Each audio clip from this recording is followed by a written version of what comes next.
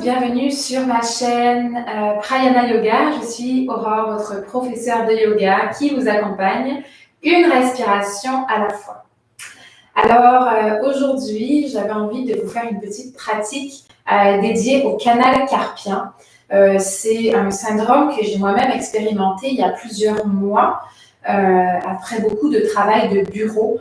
Avec peut-être aussi un positionnement qui n'était pas optimal au niveau de comment je déposais mes mains sur la table pour pouvoir écrire au clavier. Donc, pendant plusieurs semaines, j'avais les bras qui s'engourdissaient la nuit quand je dormais, aussi la fragilité au niveau des poignets. Donc, il y a plusieurs symptômes comme ça qui sont liés au canal carpien.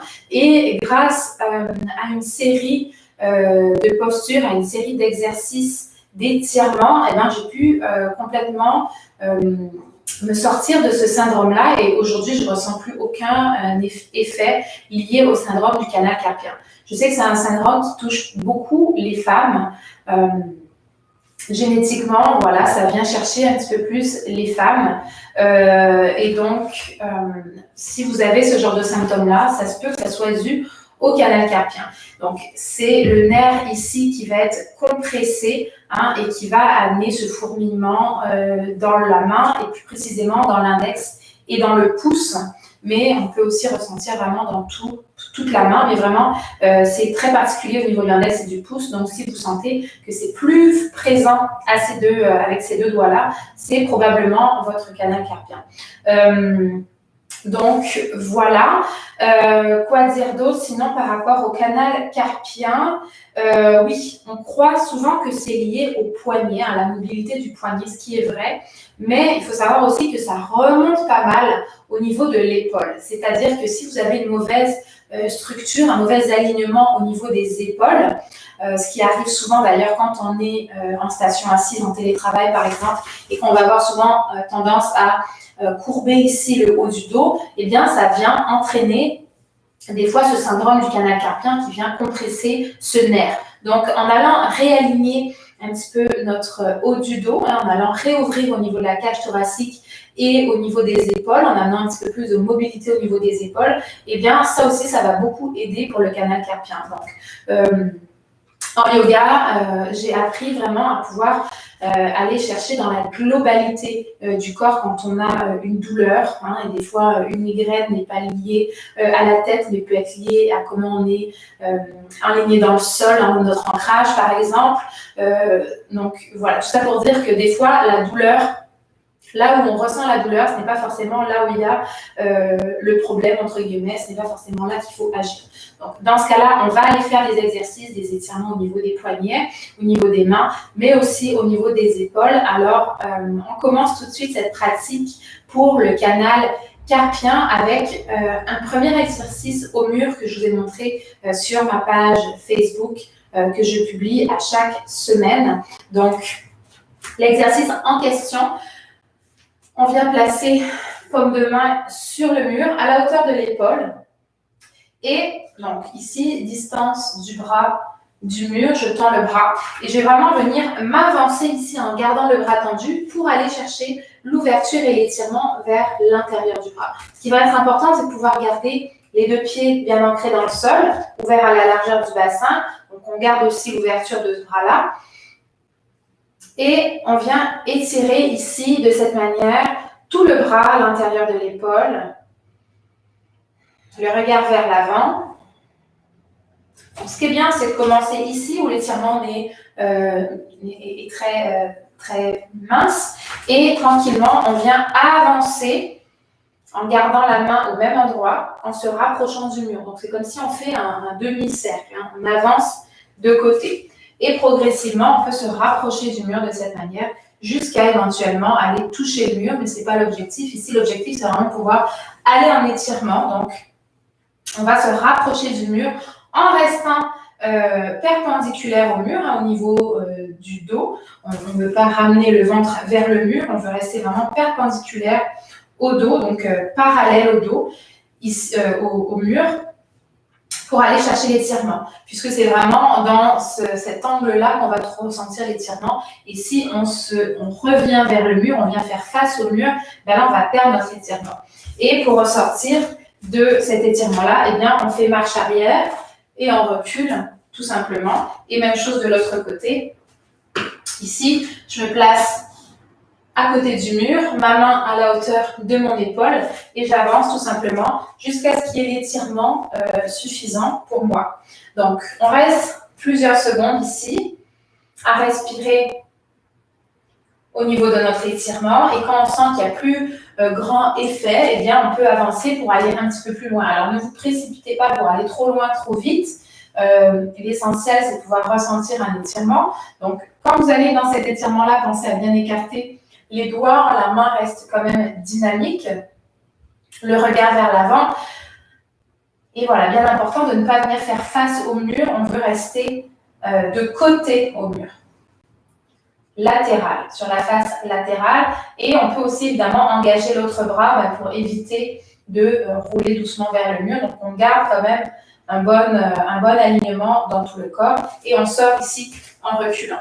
Donc ça, c'est le premier exercice qui va venir chercher à la fois les épaules et les poignets. Deuxième exercice au mur aussi que j'aimerais vous montrer pour ça. Donc cette fois, on utilise ce mur-ci. Ça va être d'aller déposer les mains sur le mur ici, donc un petit peu plus large que les épaules, et on va reculer dans les pieds. On peut glisser un petit peu les mains vers l'arrière. Donc ça serait la version du chien tête baissée au mur. Pour aller ici un petit peu plus en ouverture au niveau des épaules. On relâche la tête, sans relâcher trop la tête non plus, on garde la tête entre les deux épaules en fait, le regard vers le sol.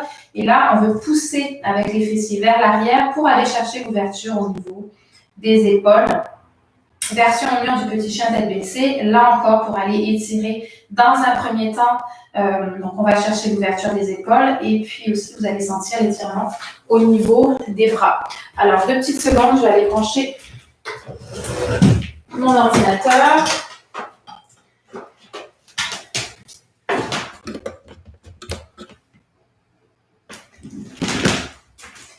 Donc, deuxième petit exercice au mur que je trouve très intéressant à pratiquer pour le canal carpien. Ensuite, en posture debout, on a cet exercice-là, toujours au niveau des épaules. Donc, main ouverte à la largeur, à la hauteur des épaules. Et on va ramener un bras vers l'intérieur. Et avec la main, on va venir chercher ici le bras. Donc, faites attention à ne pas avoir l'épaule qui remonte vers l'oreille. Donc, on éloigne bien l'épaule de l'oreille, on relâche au niveau des trapèzes et le bras revient vers l'intérieur. Et c'est à la force de ce bras-là qu'on vient étirer davantage le bras. Donc là, on va un petit peu en contre-posture de ce qu'on a fait tout à l'heure dans le mur, la première posture que je vous ai montrée au mur. Et on vient faire la même chose.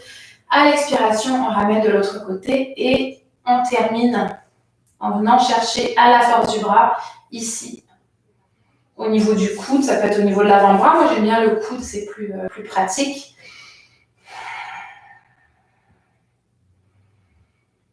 De cette manière, dans les 2 épaules.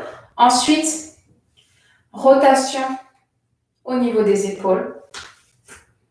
J'inspire vers le haut, j'expire vers le bas.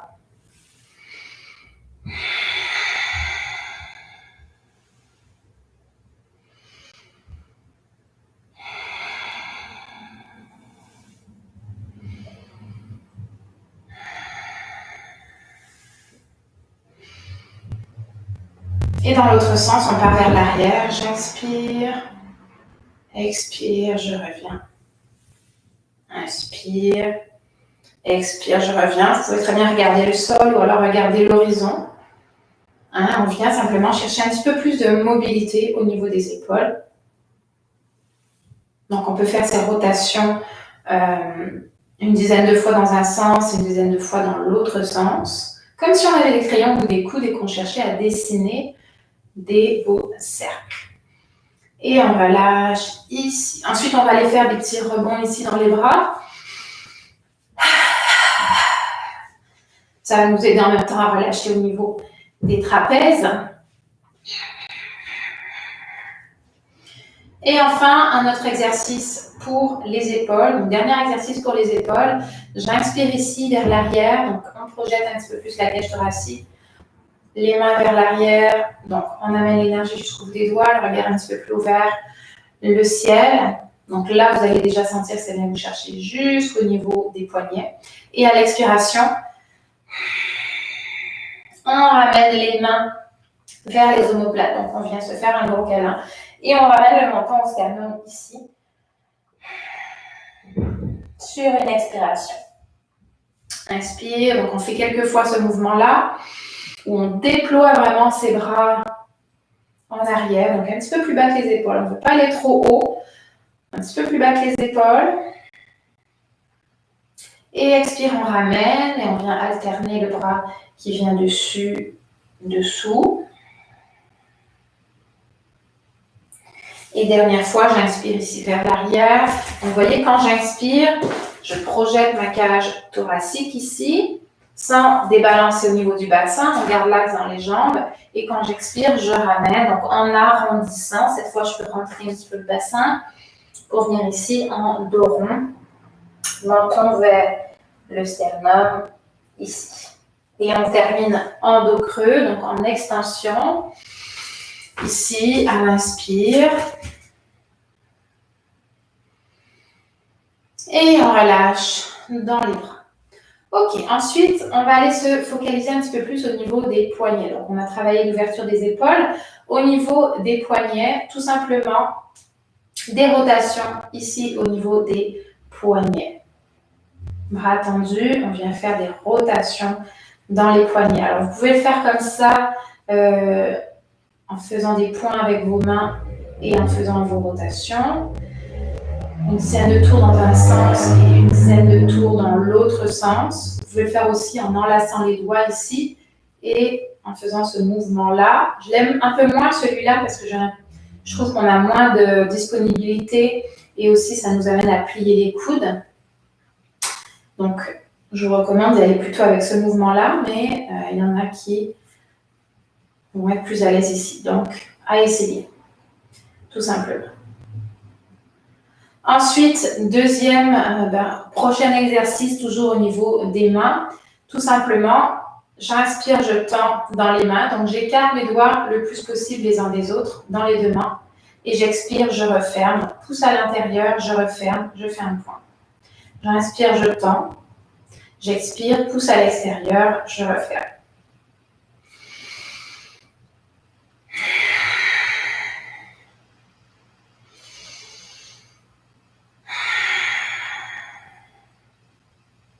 Et même chose, on vient reproduire cet exercice-là plusieurs fois.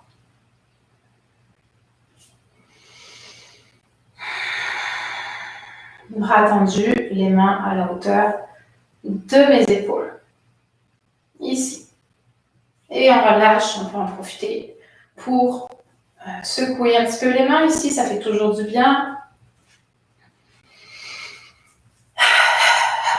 Prochain exercice, toujours dans les poignets. Ici, bras tendus, les doigts vers le plafond. Je viens chercher mes doigts et je vais les ramener vers moi. À la force de ma main, je ramène mes doigts vers moi. Et là, je tiens quelques secondes. Donc, si le bras est plié, ça marche beaucoup moins bien. Essayez-le, vous verrez au niveau de l'étirement, ça remonte pas mal jusqu'au coude, voire même jusqu'à l'épaule. Et on relâche, même chose de l'autre côté. J'inspire. C'est bien important d'aller étirer sur une inspiration pour que ça soit plus logique pour votre corps, qu'il puisse vraiment aller au maximum de sa disponibilité. Donc, si vous faites ça au réveil, ça se peut que ça soit très facilement tendu et douloureux. Et en même temps, je ne vous dis pas que ce n'est pas une bonne chose à faire, je vous dis juste que ça risque d'aller vite et tirer le matin si vous faites ça en sortant du lit. Donc, ce ne sera pas la peine d'aller très très loin. Par contre, après, ça va vous permettre de gagner en disponibilité dans les poignets, dans les mains, dans les bras pour le reste de votre journée. Donc, je vous recommande de le faire le matin si vous avez le temps dans votre petite routine matinale. Donc, on fait ça des deux côtés pour les mains. Ensuite, inspire ici, on va relâcher dans les bras. Donc, on peut avoir les pieds un petit peu plus larges que le bassin. parallèle. Et ici, on relâche dans les bras, toujours dans la même optique, hein, d'aller chercher jusqu'aux épaules. Ça vient nous faire une petite torsion dans le dos, ça fait toujours du bien. Et puis en même temps, ça vient dégager les tensions, ça réveille, ça dynamise. Donc on peut faire ce petit mouvement-là avec les bras qui sont complètement lourds plusieurs fois.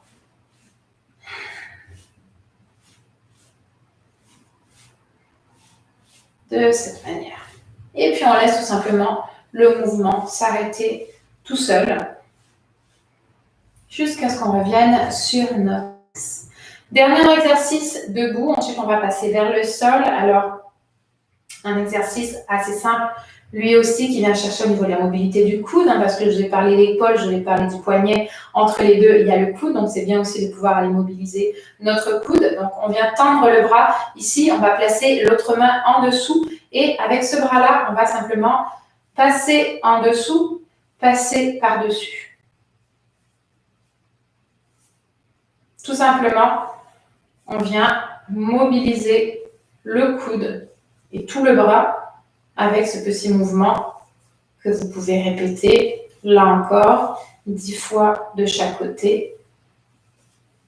Paume de main vers le ciel, je roule. Et même chose de l'autre côté, ici.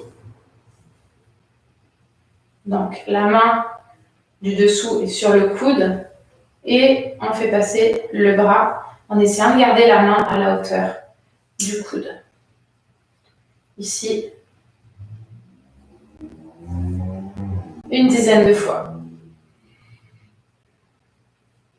Donc ça, c'est pour la série d'exercices en posture debout. Ensuite, quelques petits exercices à faire au sol à quatre pattes. Si on a mal au genou, on vient placer une couverture sous les genoux pour protéger les articulations. Donc, assez simple, on vient se mettre à quatre pattes ici. Les doigts bien écartés, autant que possible, on écarte dans les mains, dans les doigts. Les mains sont ouvertes à la largeur des épaules. Et ça va être tout simplement, dans un premier temps, de basculer vers l'avant.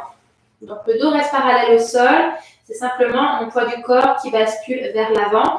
Et là, plus je vais basculer vers l'avant, plus je vais aller sentir l'étirement dans l'intérieur de mes poignets. Donc, on peut aussi, comme je viens de faire, se rapprocher un petit peu plus des genoux pour que ça soit plus facile à gérer l'étirement, hein, sans qu'on ait l'impression de partir vers l'avant. Donc là, on a un peu plus de contrôle.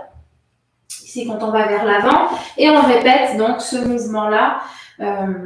Là aussi, ça peut être une dizaine de fois, vraiment en fonction du temps que vous avez. On inspire, on reste quelques secondes ici, on continue de respirer. Et on expire, on relâche.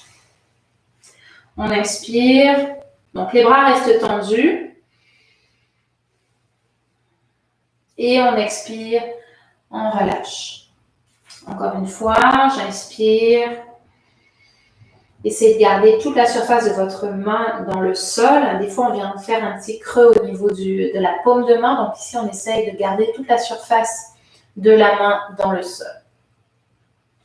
Ici, entre-temps, on peut très bien aller secouer un petit peu les poignets pour relâcher, parce qu'on vient quand même beaucoup solliciter les poignets, donc ça peut nous étirer. Ensuite, même chose, mais on vient placer les mains dans l'autre sens. Donc là, je vous dirais, on se rapproche pas mal plus des genoux. Hein, comparativement à tout à l'heure, on était plus ici. Donc là, on peut se rapprocher plus des genoux. Et même chose, même principe, on vient bien écarter les doigts les uns des autres. Les mains sont en dessous des épaules. Et cette fois, je vais aller dans l'autre sens. Hein, tout à l'heure, je voulais aller vers l'avant, mes doigts étaient vers l'avant. Là, je vais revenir les fesses vers les talons pour aller étirer l'intérieur ici. Donc, ça se peut que la paume de main se décolle un petit peu du sol. Si c'est le cas, rapprochez-vous un petit peu plus de vos genoux pour essayer de garder quand même le contact de votre paume de main, surtout le début de la paume de main en fait, dans le sol. Et on ramène progressivement les fessiers vers les talons. Donc, n'hésitez pas à rouler ici comme moi les orteils dans le sol pour pouvoir aller ici étirer. Et donc, pour relâcher, eh bien, ça serait d'aller vers l'avant cette fois, contrairement à tout à l'heure. Et On relâche ici. Donc ça, on peut le faire 4-5 fois, je dirais, de rester quand même quelques secondes dans l'étirement avant de relâcher pour que vraiment prendre le temps d'aller chercher l'étirement. Ensuite, même chose sur les côtés. Donc là, par contre, on peut revenir bien aligné avec les poignets sous les épaules. Ici, les doigts bien écartés. Cette fois, mes doigts pointent vers le rebord de mon tapis, donc les rebords de mon tapis. Et je vais tout simplement basculer tantôt à gauche, tantôt à droite. Je reviens au centre sur une inspire et je vais sur le côté, là aussi sur une inspire. Puisqu'on va en extension, donc on va sur une inspire basculer d'un côté et de l'autre. Donc là aussi, on reste quelques secondes. On revient sur une inspiration et on part de l'autre côté sur une prochaine inspiration. Même chose que tout à l'heure, mes bras sont tendus. Et même chose que tout à l'heure, on essaie de rester quelques secondes dans l'étirement avant de revenir vers le centre. Enfin, dans l'autre sens, on aura fait les 4 côtés, les 4 points cardinaux. Cette fois, on ramène les doigts qui vont se faire face donc vers l'intérieur, paume de main toujours dans le sol et les poignets en dessous des épaules, les doigts bien écartés. Et là, c'est la même chose. Je viens basculer d'un côté, inspire, je reviens au centre, basculer de l'autre côté, inspire, je reviens au centre.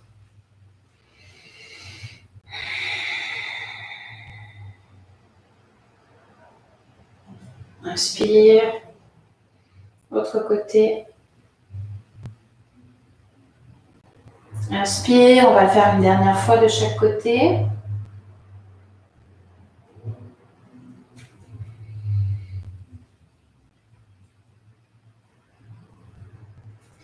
Et j'inspire, on revient au centre ici.